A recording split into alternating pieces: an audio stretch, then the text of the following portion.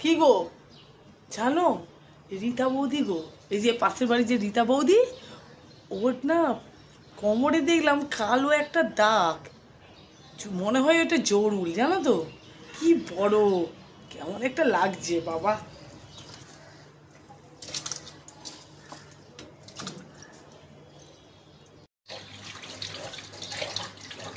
ও রীতা বৌদি, কখন দেখলি?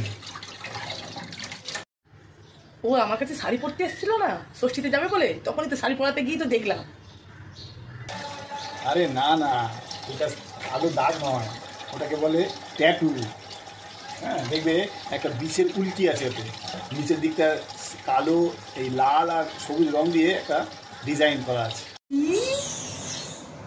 ডিজাইন করা, তাও আবার রঙের।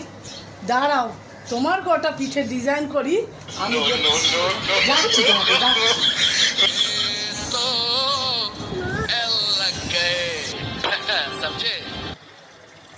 না না গো, ওটা তুমিই ঠিক বলেছো, ওটা কালো দাগই আছে, বুঝলে? কালো দাগই আছে, আমার মনে হচ্ছে কালো দাগই আছে।